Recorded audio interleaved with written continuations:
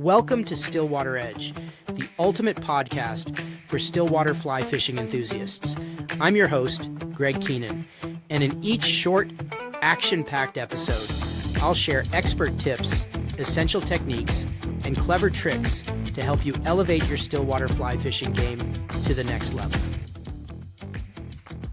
Welcome to the Stillwater Edge podcast. I'm your host, Greg Keenan. Today, we're going to break down a topic that feels frustrating to so many anglers, myself included, and that is discussing fly color, the actual color of the fly. And we're going to dig into how the light and the water together work together to change what fish are seeing and what the color of that fly is. We're also going to talk about what trout can and can't see under the water. And my favorite is why some fly colors work in some lakes and not in the others. So I broke it down into 4 quick, easy segments. So let's get to it.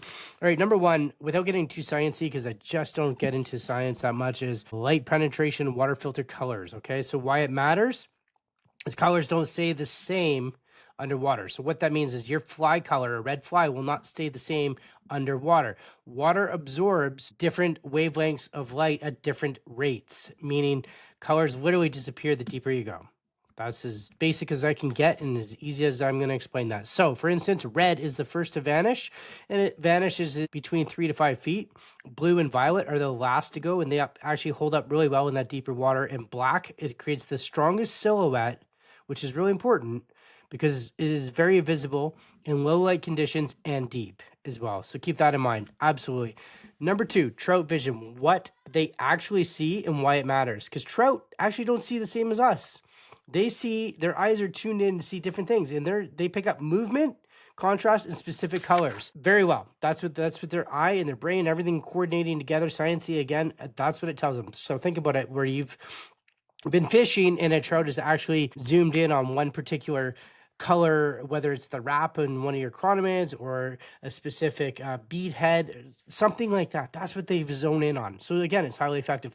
Another thing with trout is they see well into the UV spectrum, 100%. So the UV materials that are incorporated into our flies, UV flash, tinsel flash, all that sort of stuff, that is, again, an attractor, and the trout see that.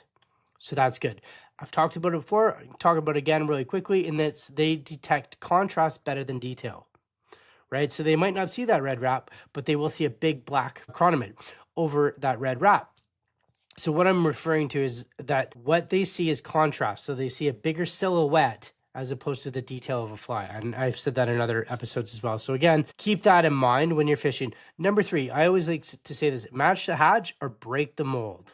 I am really keen on matching the hatch because I think it makes you a really great angler. But if you're not getting anything matching the hatch, break the mold. What I mean by that is sometimes when the local hatches are popping and everything's great and your presentation's natural, but you need to stand out. Like, if you're in a vegan bar and you throw a prime rib in there, you're going to stand out.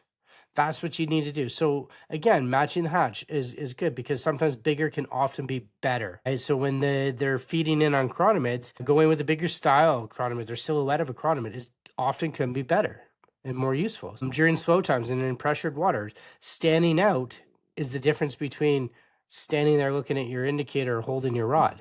So keep that in mind. So again, change your fly, change things, you know what I mean? A bright color. So here's a great example, standing out. And I'm going to use a booby, for example. A booby's not a natural fly. So standing out is throwing a booby in the water, and that can actually trigger a strike, an aggressive strike or a curiosity strike. Why? Because you stand out. I've never seen an orange tequila booby in the water, ever. So another thing, another highly effective fly for standing out is a hot spot on a leech. Again, I've never seen a leech with a chartreuse head, a real leech with a chartreuse head, swimming amongst any still waters I've ever fished in this entire planet. I've never seen that. If it is out there, please show me. I want to see it. But I can tell you this: I've caught so many trout on that fly, a black leech with a chartreuse head, I've lost count because it's so highly effective. Because it stands out. The trout zoom in on that, or they focus in on that color. So this is why the color spectrum really works, right? So keep that in mind.